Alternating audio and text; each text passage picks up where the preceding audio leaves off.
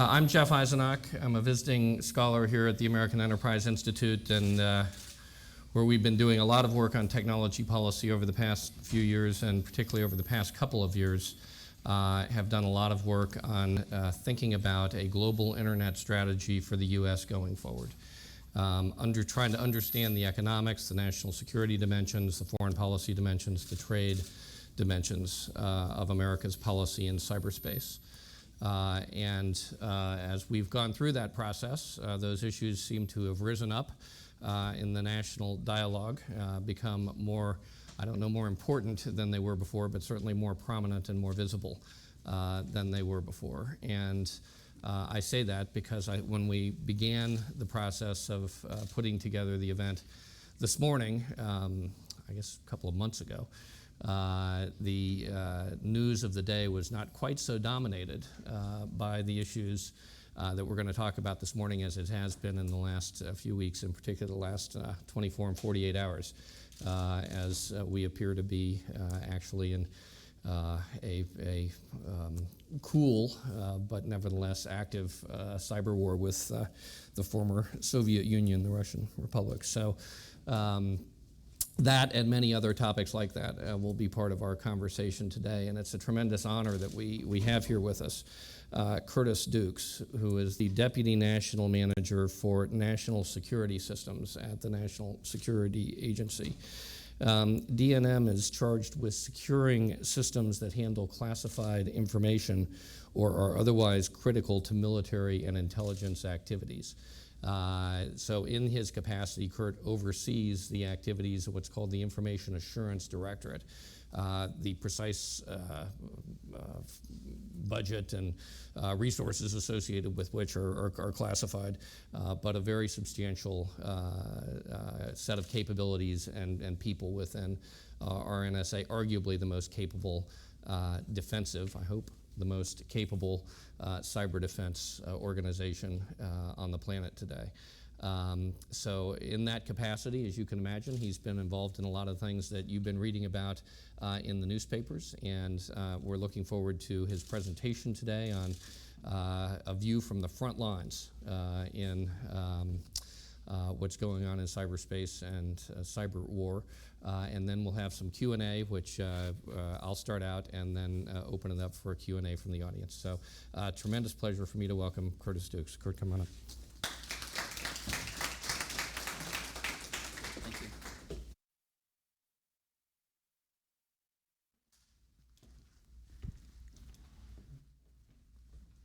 Okay, so first thing, I have to make an admission to you. I'm from the National Security Agency, and we hire a bunch of introverts.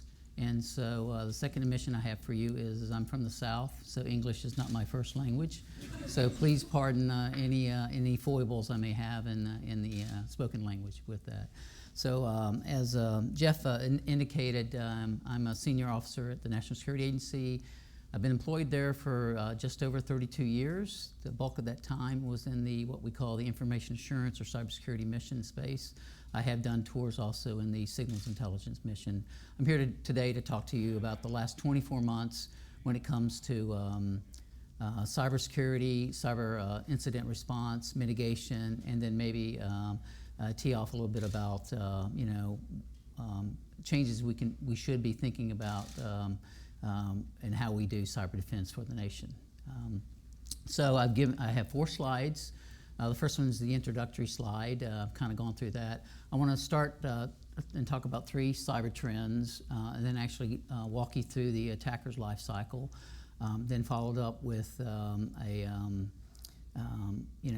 two opportunities. There's two applications that we actually provide on behalf of national security systems. They're freely available to you that actually help you better defend and secure your networks from that. And then I'd like to end with just where my observations on how I see cyber defense played within the nation in that regard. And sorry, yeah. Yep. Oh, there you go. Perfect. Hit the wrong one, right? So, okay. So the first comment I would make is that we're we're increasingly connected when it comes to our networks. What we've found in the last 24 months is that an adversary typically will exploit those trust relationships. So if you take for example the Office of Personnel Management, it was created as an individual system. Then over time, because other departments and agencies also required access to that personnel management system, we created trust relationships. And so that creates a seam for an adversary to be able to take advantage of. Even in today's environment, where you do from home, you do e-commerce, it's increasingly interconnected, and this creates an opportunity for an adversary to find a seam to then be able to exploit. The second item is cyber defense is largely an individual enterprise. What I mean by that is that you may do a good job in protecting your network, but because of those trust relationships, you have a dependency on those other networks.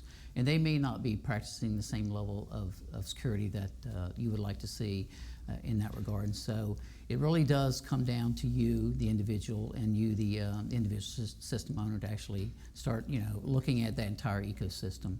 So, and as I walk through the attack life cycle, I'll kind of talk to how an adversary actually attacks us. And it's not only us, it's any network system user today is how they do it. But it's largely a individual component. The third point, it pays to invest in defense. If you look at what we currently are spending in remediation for the OPM breach, if we just put 1/10 of that into good security at the very beginning, we had been much better prepared for any type of attack in that regard. So I think there's an imbalance right now in what we spend on offense capabilities and what we actually spend on defense. The other component is that this is typically a cost to organization or to industry member, and so they want to reduce those costs, and so they want to keep the overhead low here, so they don't put the money into proper network hygiene and proper security in that regard. So it's those three components really are the trends that today adversaries are actually mining and taking advantage of as a nation. So this really is the money slide, and so what we've done is we've laid out a typical intruder's life cycle. This is not, we modeled it off of three different attack life cycles that we've used. One from Lockheed Martin, one from the MITRE Corporation, and then one internally developed by NSA. But I don't care what the intrusion set is, who the nation state is, they typically follow these 6 steps. The very first step is reconnaissance. Okay, they're basically looking at open source literature. If you happen to be in the defense industrial base, anytime a vendor wins a contract, what do? They post it, right? They post it locally, and then that gives an adversary an inroad into knowledge of, okay, I now know that this company actually is providing the host-based security system for that department. If you know that, then you can actually start looking at. How's that?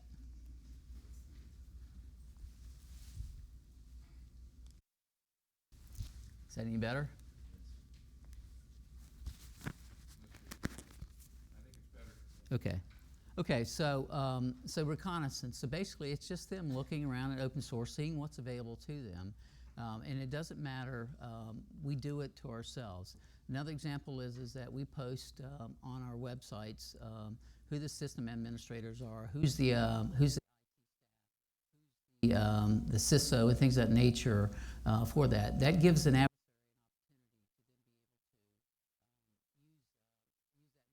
then start targeting those individuals. Again, they're looking for a way to exploit a system. So the very first stage is reconnaissance in that regard. The next one is the initial exploit. And typically, adversaries use one of 3 mechanisms. The first one is the classic spear phishing attack. So, and I will tell you that they have become very advanced at the ability to actually craft emails that look very likely like it's coming from your boss or coming from a senior official within your organization in that regard. They want you to either click on that link or open that attachment. But spear phishing, classic avenue.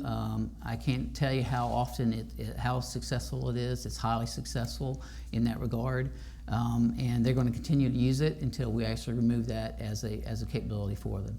The second method they use is watering holes. Basically, they want you to go to a website that they've already corrupted. From that point, they can then put the initial install onto your device, and then get access to that point. The third area is the classic thumb drive or some type of media. Basically, you stick something in your computer, thumb drive being the most present one, and then that will give them the initial access that they want. Classic three tools that they use to actually gain that initial access. That gets them access to the very basic level, and so their next move is to establish persistence. What they want to do is then look at the host that they're on, and then look at the network and look how that network's connected. And what that gives them the ability to do is have multiple ingress and egress points. So they may be found on that host, but they've already moved to other hosts into multiple ways in and out of the network. So establish persistence is the next phase they do. And then the next one is to actually install tools. So again, it's the initial exploit. Once they understand your system, if you're not particularly well patched or configured, then they're going to say, okay, I've got this attack that I can use that I know will actually give me privilege escalation. At that point, they can then download tools, and what they typically do is they'll hide inside normal traffic. So if you're using HTTPS, encrypting your webmail, they'll just hide within that stream, and it looks innocuous. The network defense tools will not be able to actually detect that. So establishing persistence, installing tools, they basically own you at that point in time. And then finally, they'll move laterally, increasing the size and a number of hosts that they actually have infected. If you look at the OPM intrusion, that's exactly what they did. They had multiple ingress and egress points. They had the initial attack, and then they moved laterally across it, and it became very, very difficult for network defenders to actually find them and then to eradicate them from that network. And then the final piece is actually what we call whatever the mission objective is. So typically it could be one of 4 classes, one of which is collection of intelligence. Second one is collection of intellectual property or trade negotiating points, things of that nature. The third point is it could be destructive in nature, and so you see that with Saudi Aramco, you see that with Sony Entertainment, basically, and you see it today with ransomware, right, where they've actually encrypted the contents of your information, and they're holding you ransom for that. And so that's what we call the mission objective. At that point, they pretty much have achieved what they want. They may still be present on your network, and they just do that to see if there's any new information that's available to them at that point. That is the standard attack life cycle. It doesn't matter whether it's a foreign nation such as Russia, China, Iran. It could even be a terrorist organization. It could be a criminal network.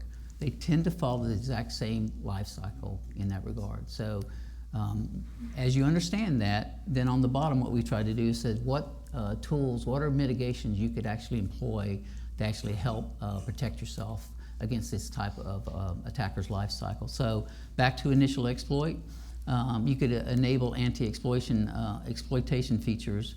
And what I mean by that is if you're running in a Windows environment, Emmet is a tool set that's offered free by Microsoft that actually helps you mitigate certain type of host-based attacks in that regard. The good news is if you've rolled to Windows 10, it actually now is baked into Windows 10, so it's not even a separate application. It is now core to Windows 10 operating system. Other areas is taking improvement of software improvements in secure host baseline. So we, NSA, in partnership with other government agencies, actually developed what we call the Secure Host Baseline for the Windows environment. That's now published on our GitHub presence.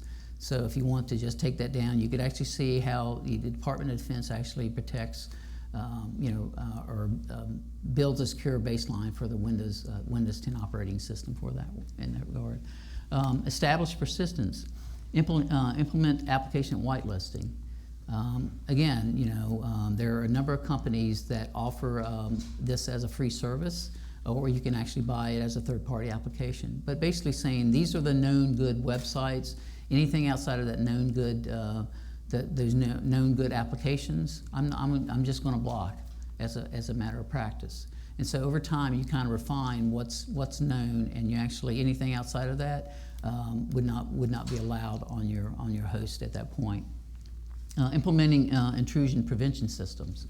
So within the Defense Department, we have the host-based security system. Basically, it's an intrusion prevention system. It's data leak protection, and it's antivirus and things of that nature. But you want something on your host actually is looking for adversaries' ability to attack you in that regard. So IPS is the tool that we use. AV file reputation services. So about 5 years ago, the antivirus industry actually made a sea change in their technology. They used to have a lot of signatures that they would put on the host. They moved away from that. They actually now have them in the cloud. So they have a lightweight client. Anything out of a certain descriptor, certain characteristics, they immediately go to the cloud and look for, see if there's any other indications of that on within the cloud environment.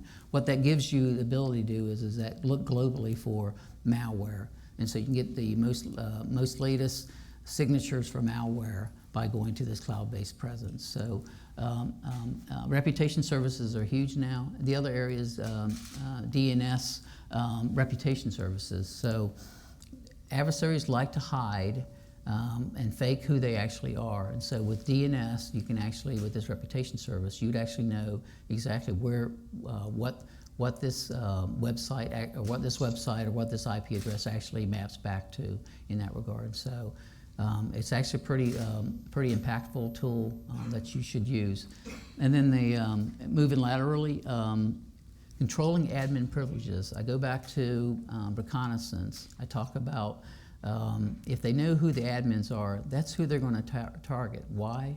Because they're the ones that have the most privileges on that network. And so you want to limit the number of folks that actually have admin privileges on your network. And so by doing that, you've kind of reduced the ability for an adversary to actually find that one weak host, that one weak user to take advantage of.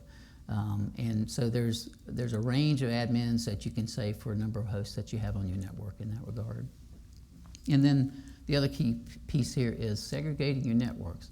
I talked about that trust relationship that we have, and so it's not a matter of if, but it's really when an adversary is going to attack you. And so you want to actually limit the damage that the adversary has by being on your network. And so by segregating your networks, by only allowing certain folks having certain accesses to certain parts of your network, you limit the damage that the adversary can do on your network, and limit the ability for them to achieve their mission objective in that regard. And then finally, the bottom line here is again to ransomwares, offline backups. And so if indeed something happens to you, you've got a backup copy, and you can figure out your cadence, whether it's daily, whether it's weekly, whether it's bi-weekly, or whether it's monthly. You have to actually have backups and be ready to reinstall should some unforeseen event occur to you. And so this is the life cycle. These are the mitigations. And what we've done from an NSA perspective is kind of said, here are the top 10 mitigations, and also here's a host mitigation package that you can use to actually better protect yourself.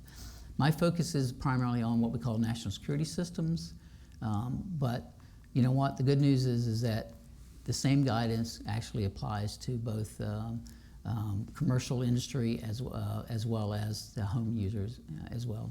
These are all downloadable from the NSA.gov website, and again, there's what we call a slick sheet. It's 2 pages, front and back, what the top 10 mitigations are, and how how effective it would be against adversaries, and then also what a host mitigation package looks like and how you can actually build upon that.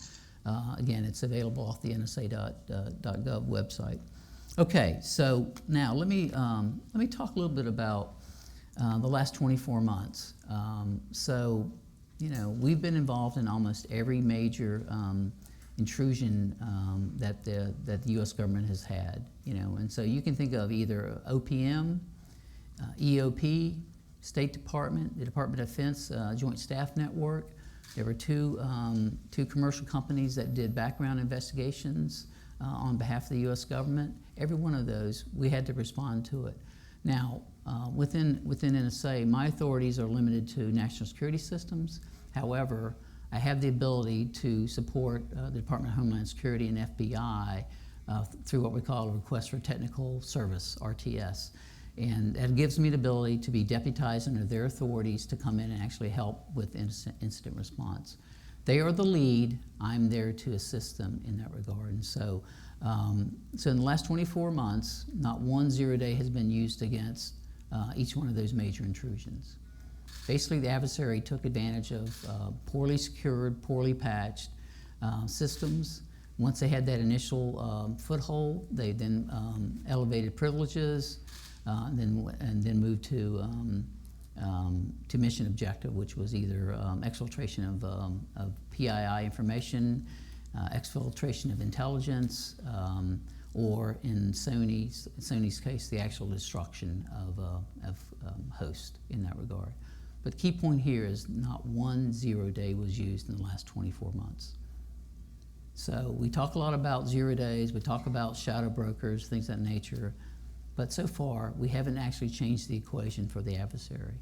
They still can easily attack us, achieve mission objective.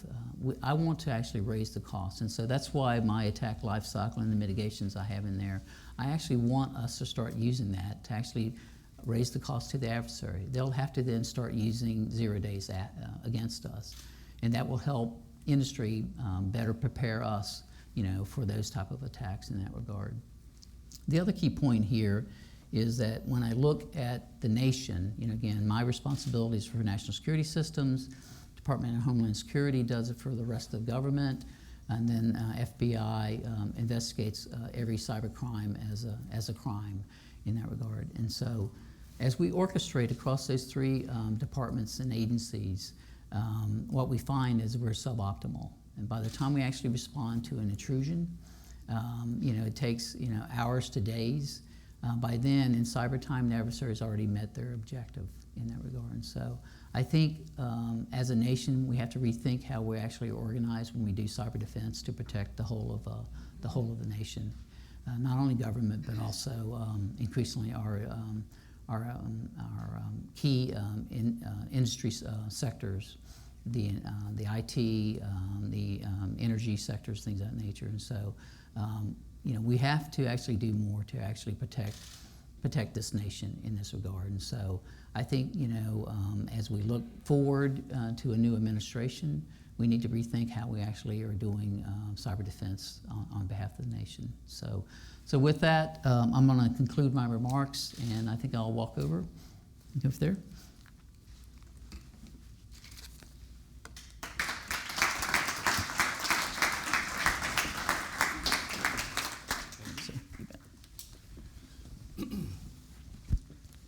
Curt, thank you, and thanks for putting up with this. Is about our, I think, 8th event in our new space here, and we're still having a few growing pains. I noticed the screen when I came in this morning is leaning left a little bit, and I don't want anybody to take that as any kind of indication that anything's really wrong. It's just a slight technical malfunction that'll be fixed soon.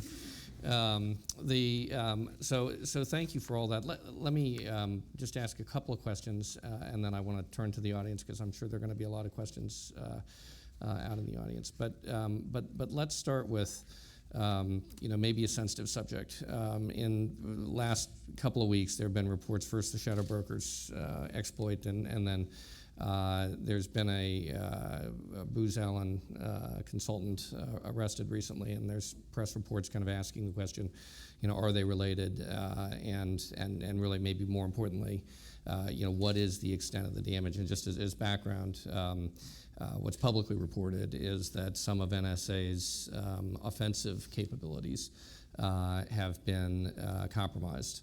And actually, I guess published on, I haven't gone to look, but published on the internet.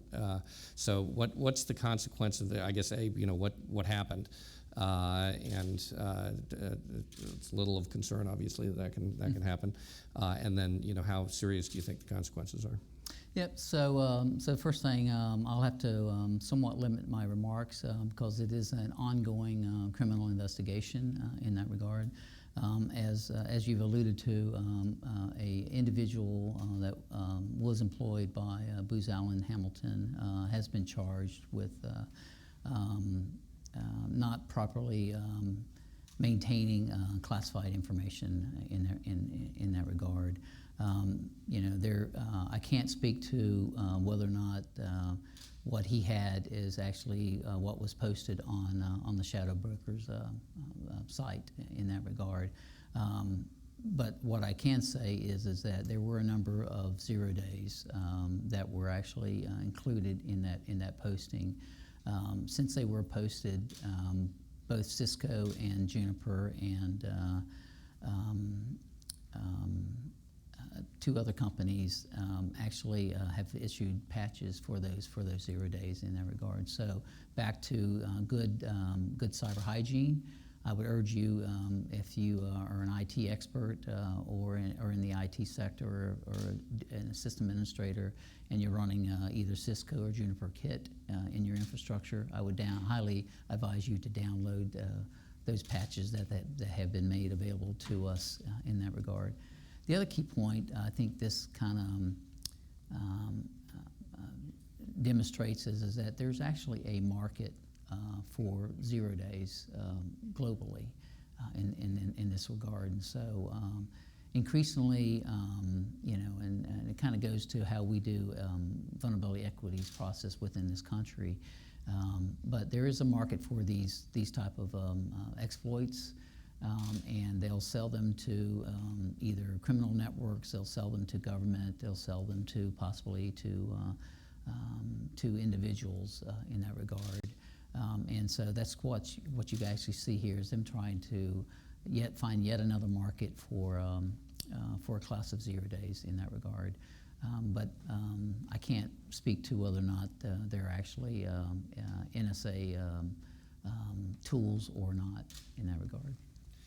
It occurs to me, the term Zerodays. I bet not everybody here is 100% clear, and I thought it was fascinating you're saying in the last 24 months none of the exploits that we've seen were Zerodays exploits, so maybe worth spending just a minute on clarifying what is a Zerodays exploit. Yep. So a zero-day exploit is that it is the ability. It's a vulnerability in a product that has not actually been seen or been used out on the internet or been used for offensive purposes in this regard. When I talked back to the last 24 months, if you're computer network exploitation team. You don't want to use a zero-day. You want to keep those in reserve for only the hardest targets, that you're going after, and that's why I said in the last 24 months, our OPM and EOP and State Department weren't particularly well protected, and so the adversary didn't have to use a zero-day. They could use a known exploit that they knew had not had a patch installed for that in that regard. But a zero-day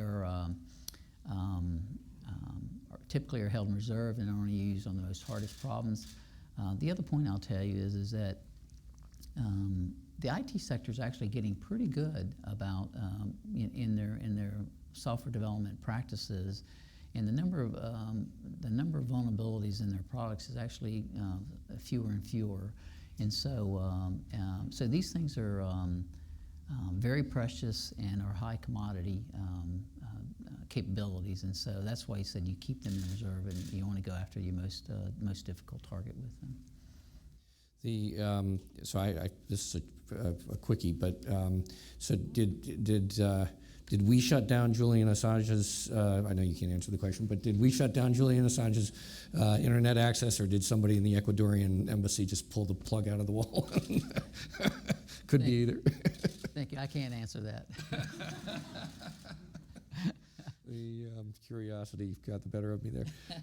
So at a deeper, more substantive level, you referenced kind of the way we're currently organized in terms of protecting critical infrastructure and civilian government agencies. And a couple of weeks ago, we had Jason Chaffetz here reporting on a very extensive report that the Oversight Committee had done on what happened in the OPM incident.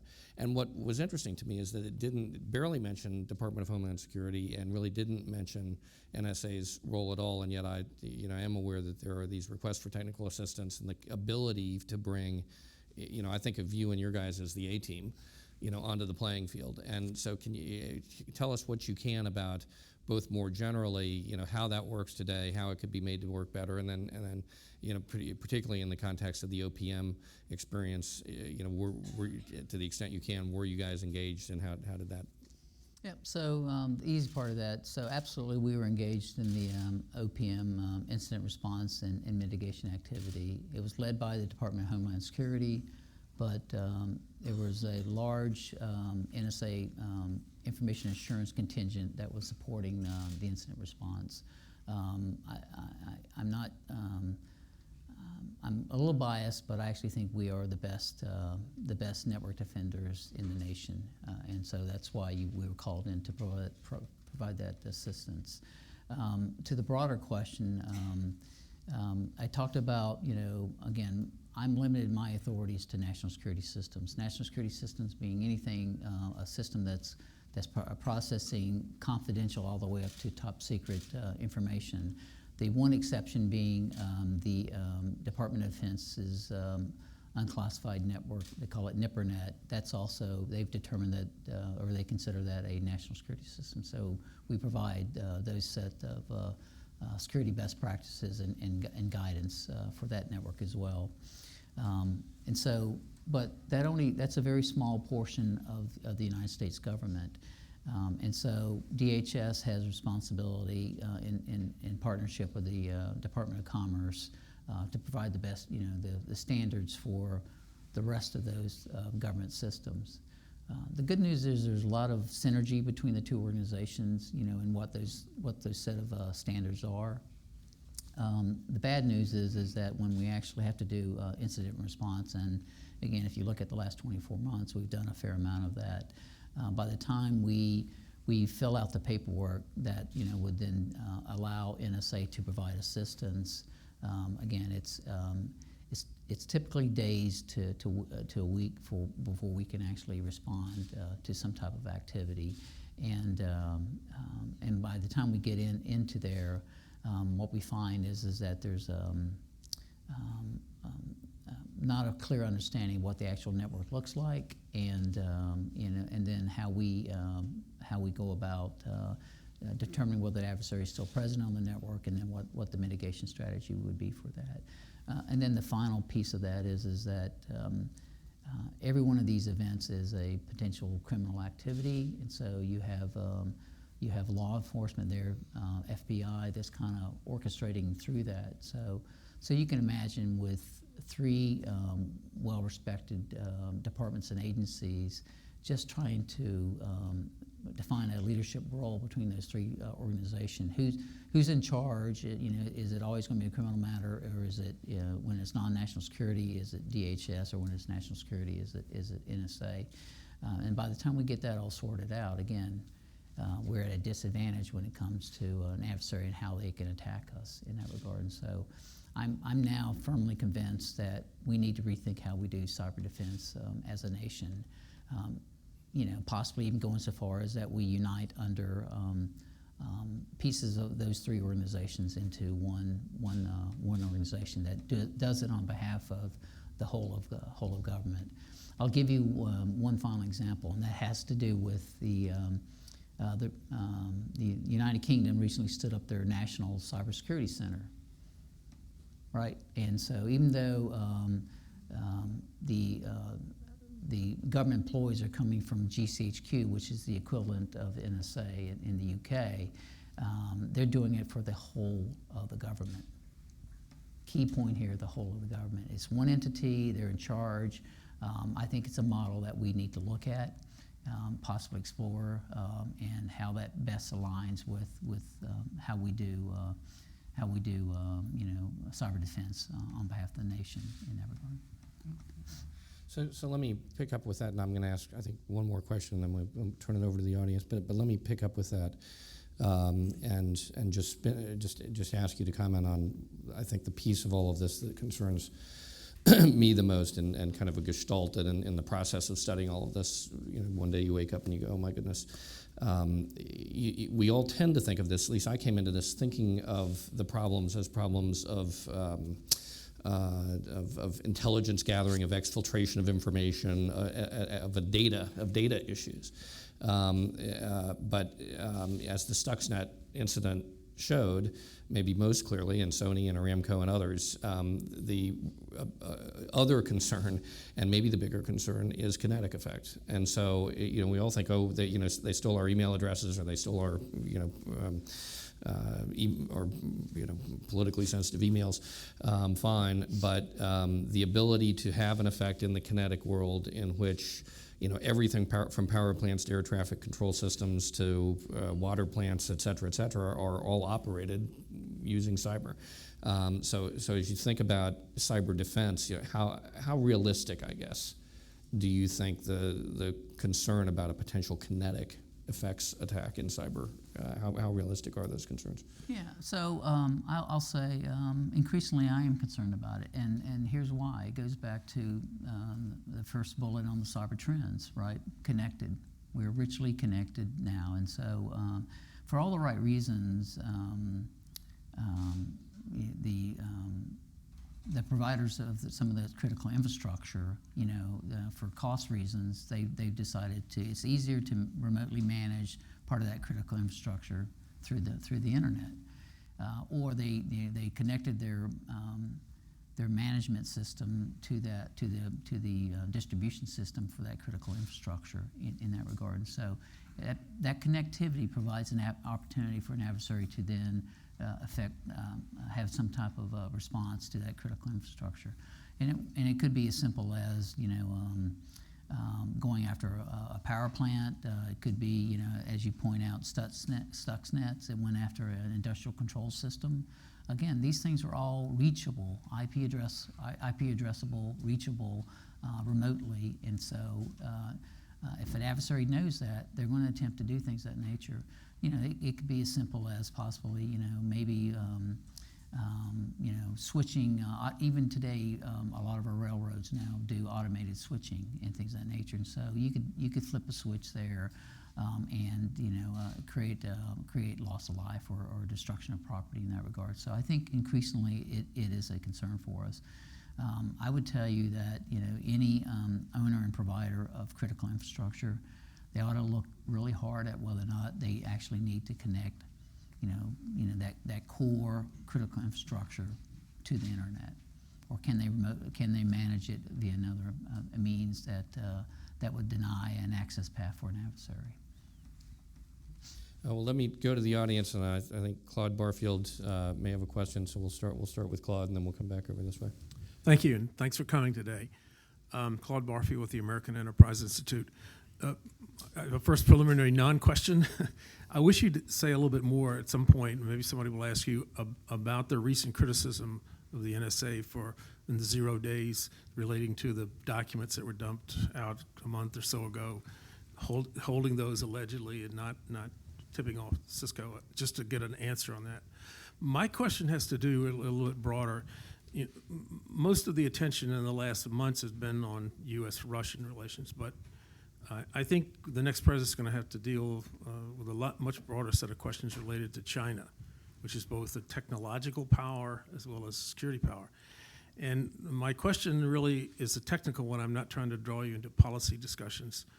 We have a policy, it's not stated, but it's clear the world knows it, and the Chinese know it, and we know it, of saying the company Huawei cannot come into the U.S. market. We haven't announced it, but that's clear that that's the case.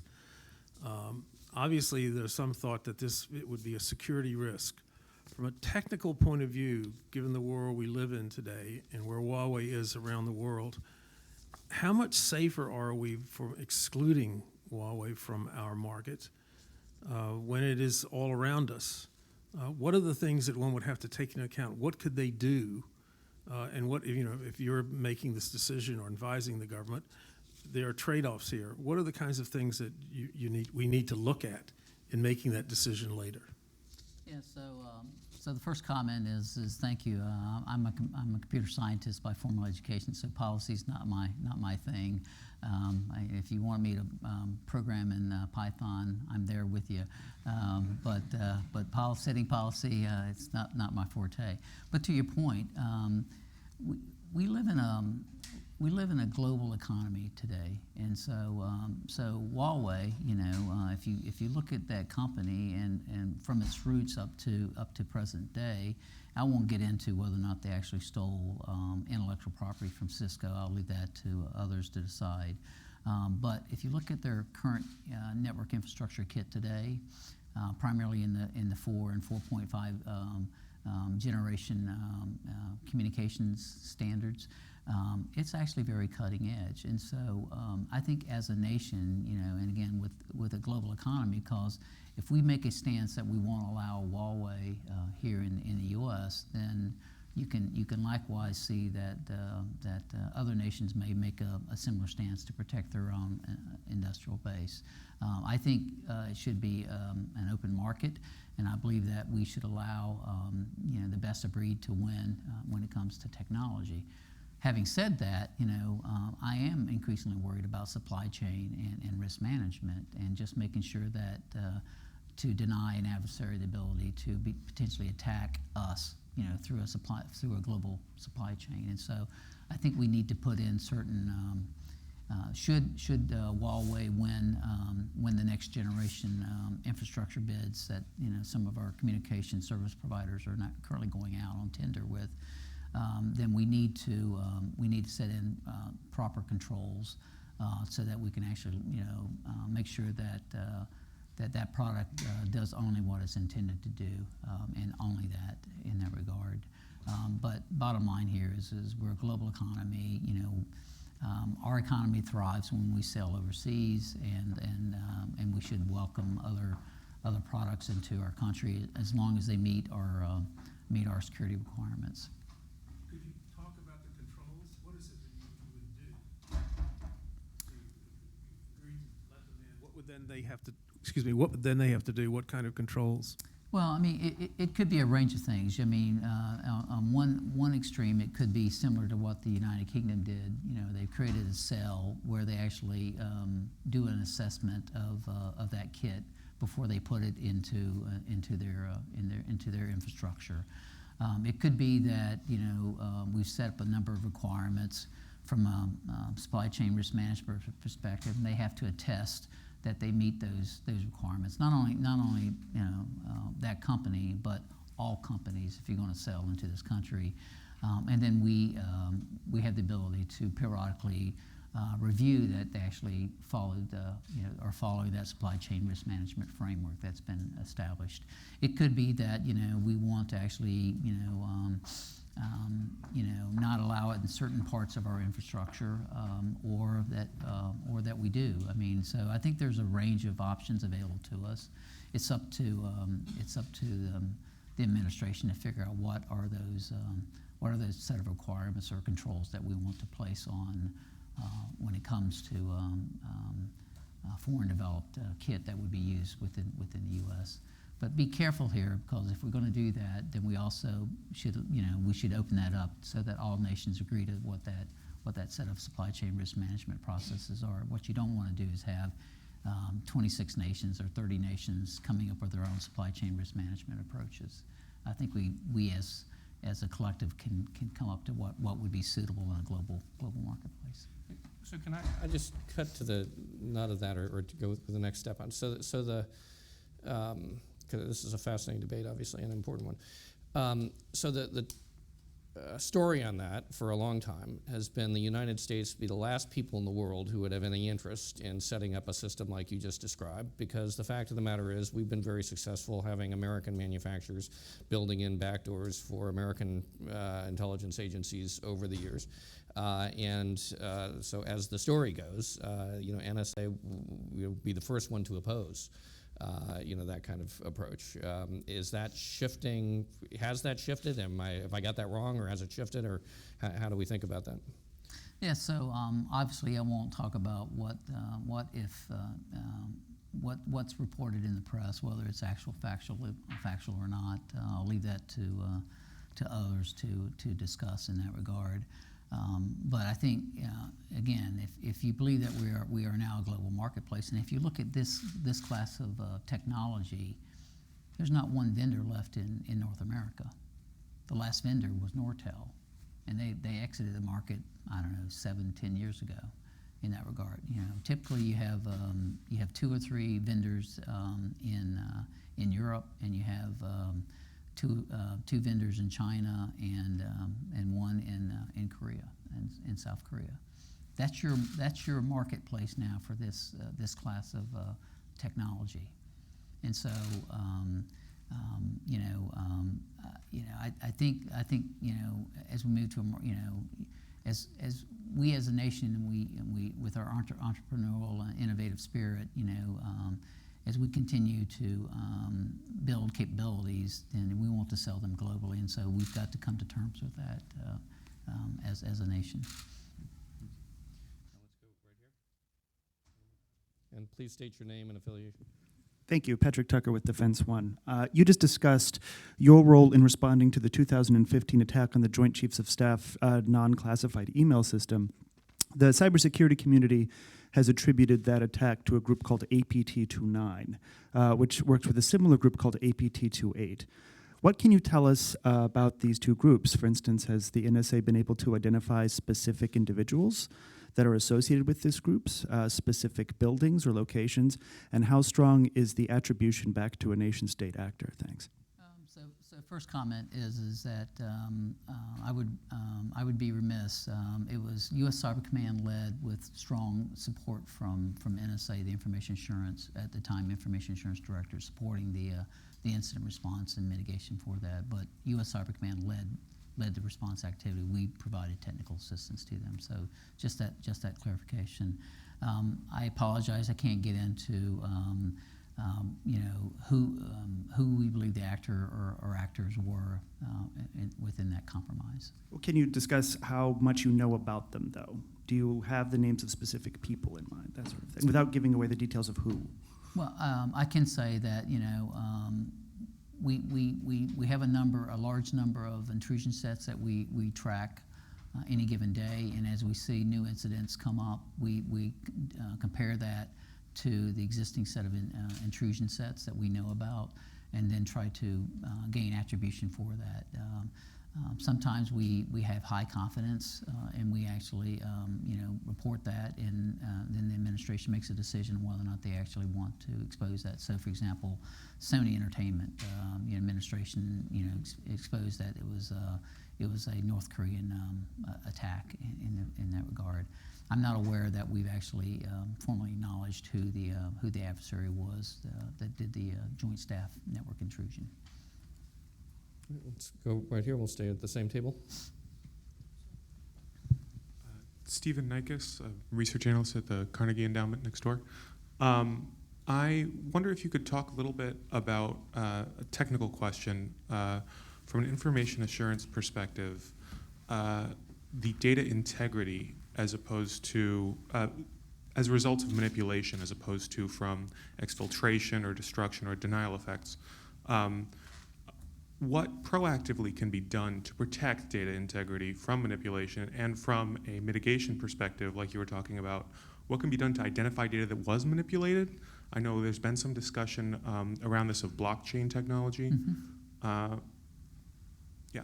Yep. So the short answer is it's a promising technology that we are currently looking at.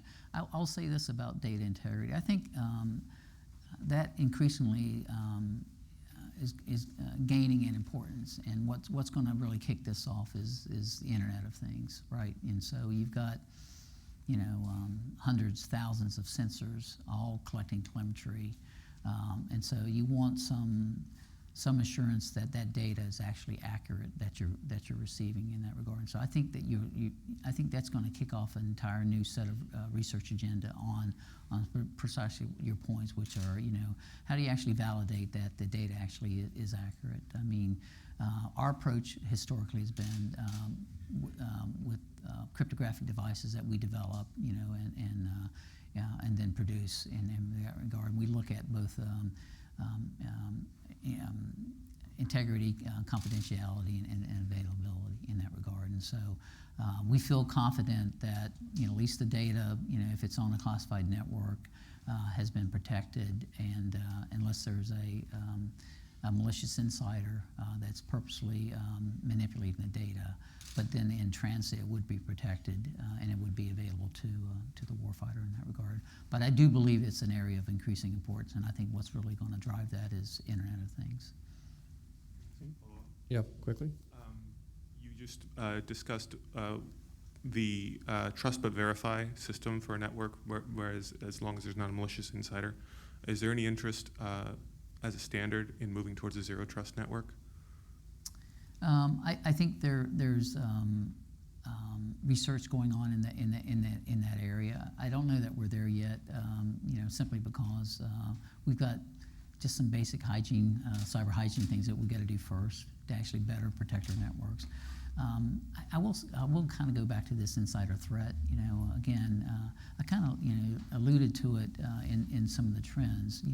Is that if you don't have whether you're a government or industry, if you don't have an insider threat program, then I think you're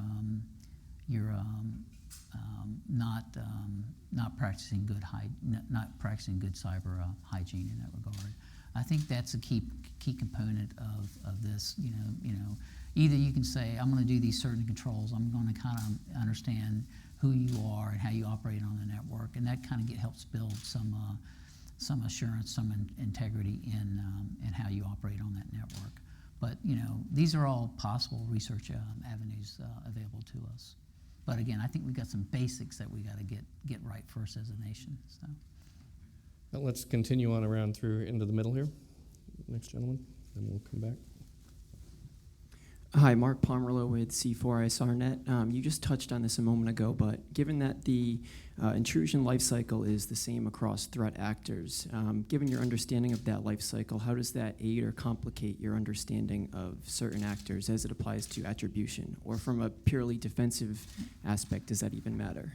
Yeah, it's a great question, and I argue on both sides. And so, first of all, as a defender, attribution to me is less important because I've got a problem. I've got an adversary inside my network that's trying to achieve some type of mission objective. My goal is to get the adversary out of my network.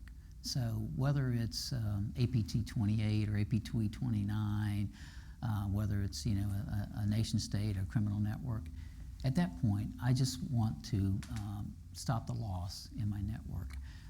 Now, back to attribution. Attribution is incredibly difficult. And that's why I said, it's very hard for us to, with high confidence, say it is this nation state or this criminal network that actually we've attributed to that. Because the way the internet is actually connected, we like anonymity on the internet. And because of that, there's so many ways for a nation state to potentially maneuver and then use multiple hot points that would then limit our ability to actually go back to with near certainty define that it is this nation state. And so, from a defender's standpoint, I'm less interested in attribution. If you're in the intelligence game, yeah, you want to know who it is. I think this is going to the attribution is also going to come into play, I think, when potentially when we see more liability claims. And I think that's what companies are looking for is that if the government will say that it was this nation, then they can potentially pursue a law matter against that state, and that becomes very problematic for us. And so, in the near term, attribution will be incredibly hard, but we're here as defenders, and we actually want to protect our intellectual property and our information. Go here.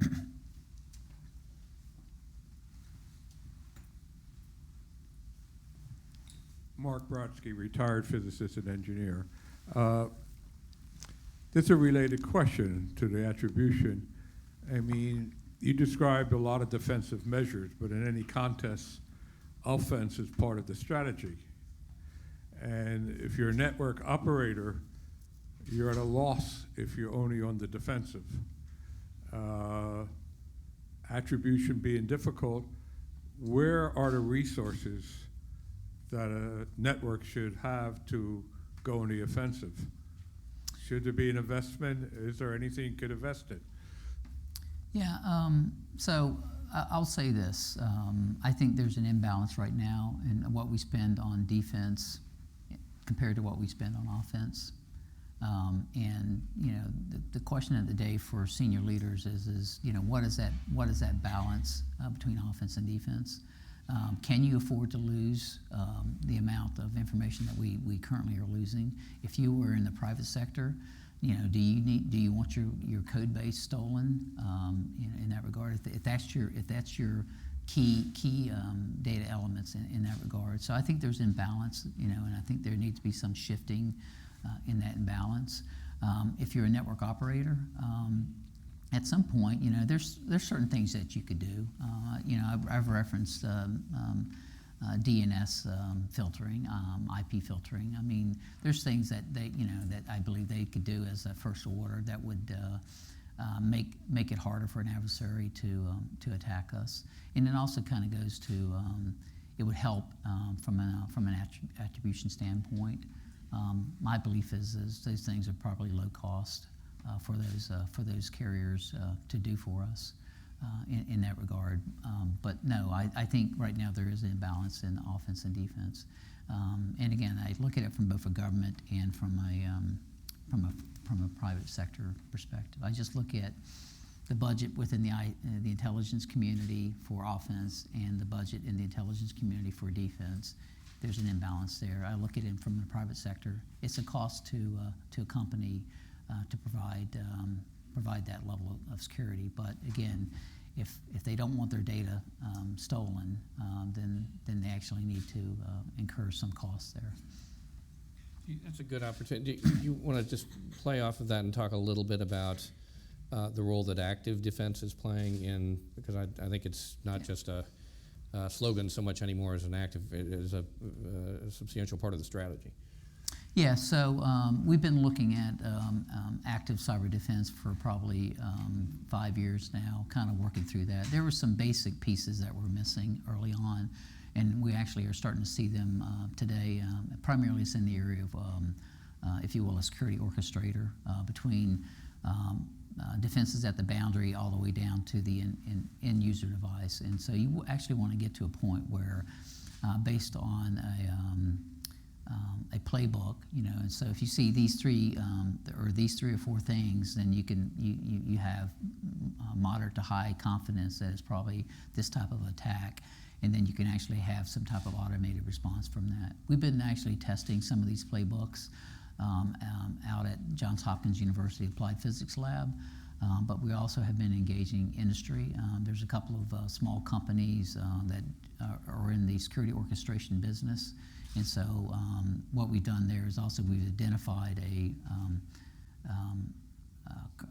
protocol that we actually think should be used. In that way, it levels the playing field for any vendor that may be able to provide a capability in that regard. And so that protocol is OpenC2.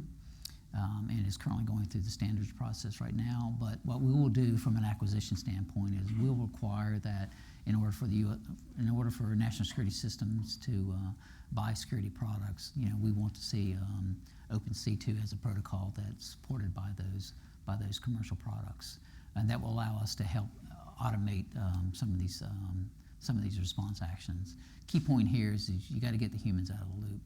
By the time that a human can respond and make a decision on whether or not they want to actually block, typically in cyber time, the advantage is to the adversary. Okay, we'll go here. Hi, my name is Chelsea Green. I'm also next door at the Carnegie Endowment. And you've made it, just want to say first, you've made it clear you're not a policy guy, so I'm not going to go there. But I found it very interesting. Your two-pager looked very helpful on NSA top 10 mitigations and the host mitigations, the two-pager you have there. You focused a lot today on cyber hygiene. I wondered if you could just tell us a little bit about your directorate's role in informing the public, or who exactly you inform about cyber hygiene, and how well you think those efforts are going so far, and where you want to go next. Yep. So my responsibility is for national security systems. The good news is those national security systems look eerily similar. Some would say the exact same to the rest of government computer systems. And so what we've done over the course of probably almost 2 decades now, as we routinely go out and assess these national security system networks, we kind of come to terms with that. Here are some effective mitigations for that. And so we came up with the top 10 list. Within the Australian government, they have something very similar to it. They had a top 4, and then they went to a top 35. But the bottom line here is their top 4 are part of our top 10. And those are things that, again, as good network defenders, we believe whether you're a national security system or in the private sector or a whole of government, you should be actually following those mitigations. When it comes to host mitigation, again, down to the endpoint, it's a kind of a layered approach. And if you're in a Windows environment, a lot of that is available to you free. And so we do this on behalf of the national security systems, but that's why we publish it on our NSA.gov website, so that anyone can actually use it, whether you're a U.S. citizen, whether or not you're with the U.S. government, or you could be a foreign government in that regard. But the bottom line is we make that available to everyone in that regard. What you typically find is the Department of Homeland Security will look at that, and they will accept it as whole, or will actually co-produce something. So recently we co-produced with Department of Homeland Security an ICS SCADA mitigations package, again a 2-pager there. So it comes from both the Department of Homeland Security and also from NSA in that regard. And so I think that you're kind of seeing that blending and merging going on, because it is the same IT, it is the same control systems. So I think one set of standards should be used for a whole of government. How are you getting the word out then? Are you just putting it up on the website? Through a variety of means. We publish on our website, DHS publishes on the website. We also sponsor an annual information assurance symposium. The last one was here in August in DC. We'll do that again next year. We invite both international partners as well as across government, both government and industry into that through speaking forums, things of that nature. So please don't measure on how effective we've been, because obviously in the last 24 months we haven't been that effective, because folks are still attacking us. Back in the back here.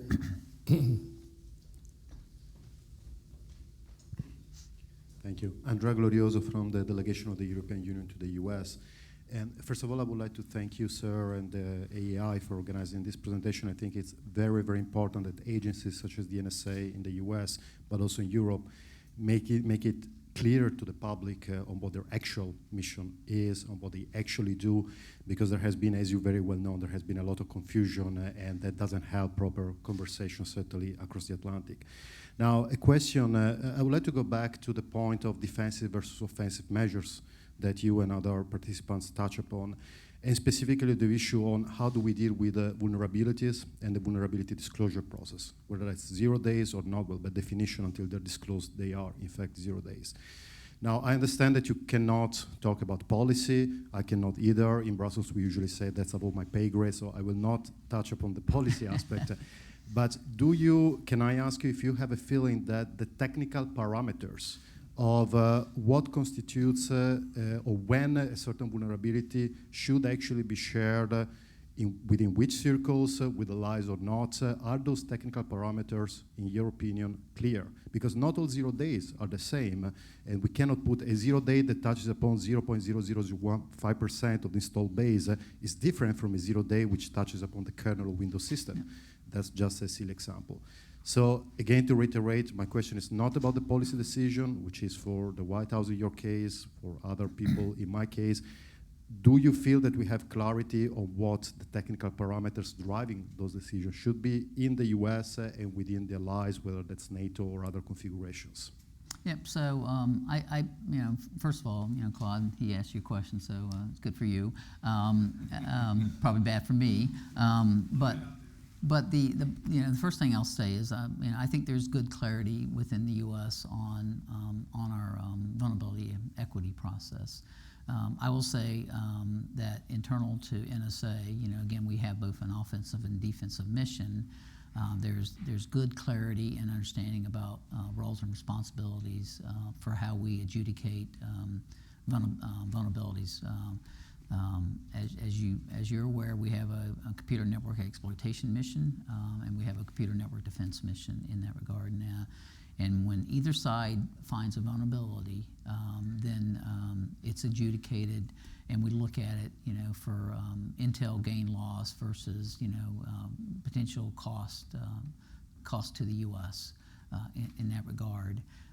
And we make a very thoughtful decision on which what we would recommend.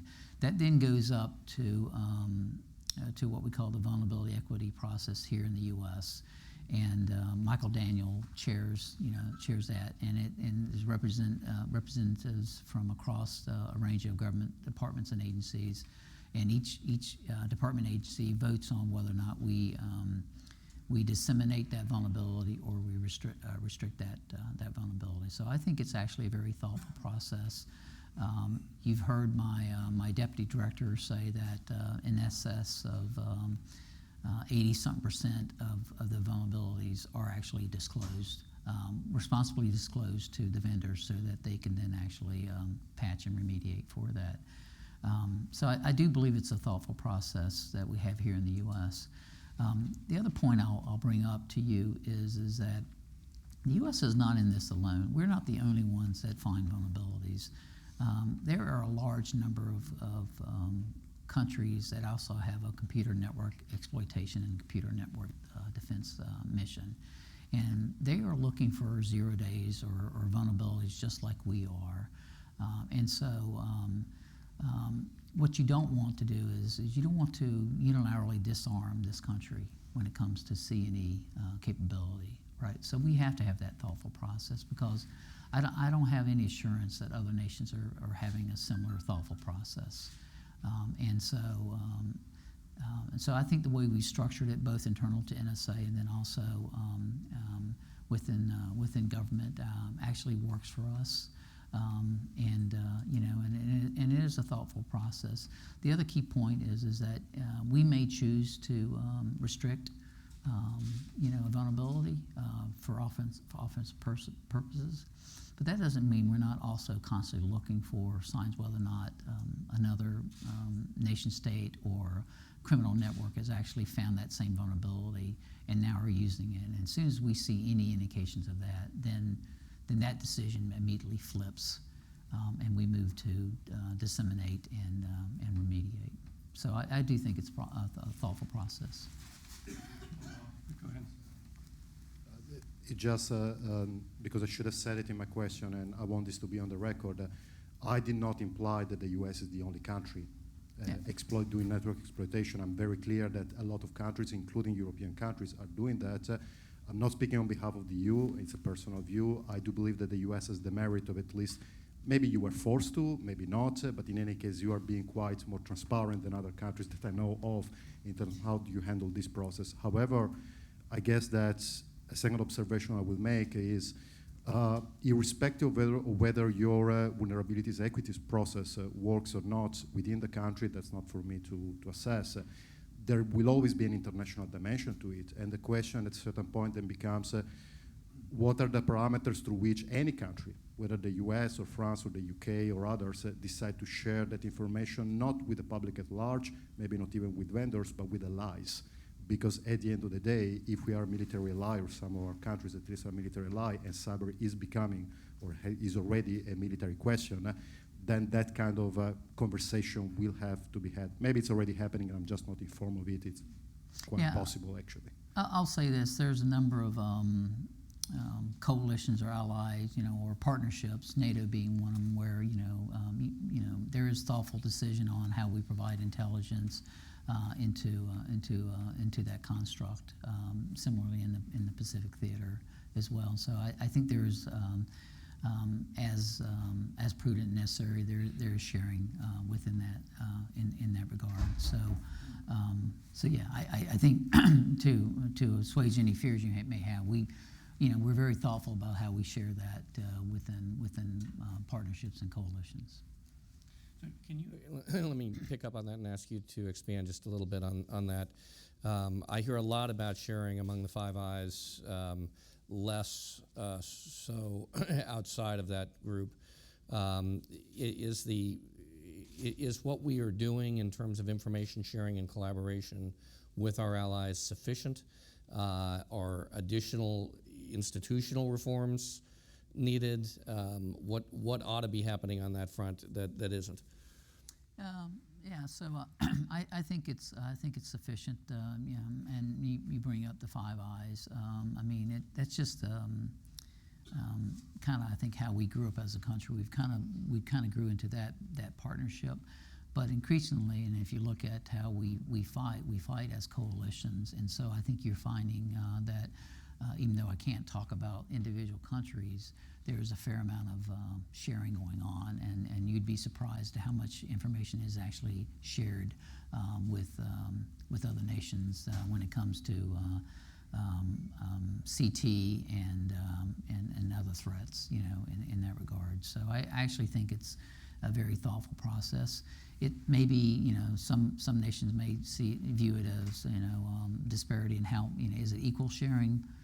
Probably not, but then that's also based on just the size of how much countries put into intelligence collection and dissemination. So, next, Andrea, back here. Alicia Rose with NHK. I wanted to bring it back to Russia for one moment and ask about the recently publicly released statement attributing Russia to the attacks on election-related infrastructure. I was wondering if you could share any decision-making behind the decision to attribute the attack, and then also how you would assess Russia's capability to actually influence U.S. elections, and what are possible U.S. responses on a technical level? Absolutely. I think there's been senior administration officials talking about both the DNC and the RNC hacks and attributing it to Russia. It's less clear on the actual state voting systems and whether or not it's actually been attributed to Russia. I won't go there. What I will say is that if you look at the actual voting systems themselves and how they're actually connected or not, and actually I think there was actually some discussion led by Department of Homeland Security and the Federal Elections Commission on the surety of our national election systems. I think I'm of the opinion that I think there's certain integrity in those systems simply because they're not as richly connected. Each state approaches it differently, and they have a mixture of systems that they use, and then how those results. And I don't know how you can actually influence a national election that way. We're here.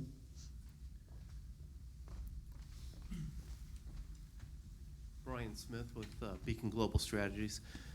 First, thank you for your candor about the need to explore some potentially major structural reforms to deal with this problem.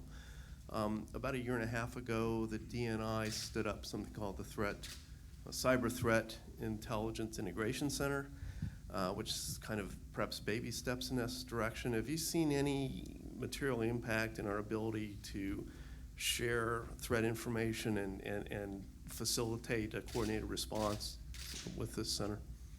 Yeah, so I think that was a necessary first step. I don't think that gets us to where we need to be as a nation. What you're finding is, again, between 3 and possibly up to 5 or 6 government agencies and departments, all had a piece of cyber, and then it was up to the executive branch to actually had to kind of integrate that into one product. And so I think the CTIC, or the Cyber Threat Intelligence Integration Center, was that first step to actually be that a single source that it would integrate different products from different departments and agencies into one product that the administration could use in that regard. So it's kind of worked, but again, we've got to think more holistically. Is that the most efficient use of precious cyber resources that we have, in that regard? And we're not growing at the speed that we need to cyber resources, and so we have to kind of rethink that. But I think that was a necessary first step, and I think it has achieved its the desired effect. So.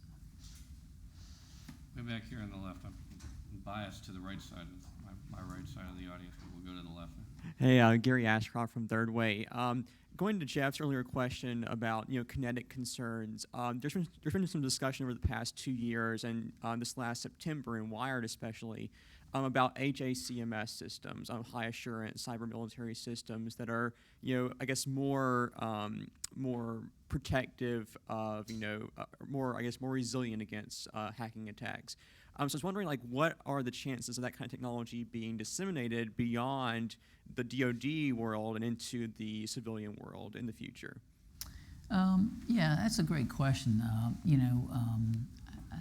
I think the short answer is that as the Defense Department utilizes technologies and processes to ensure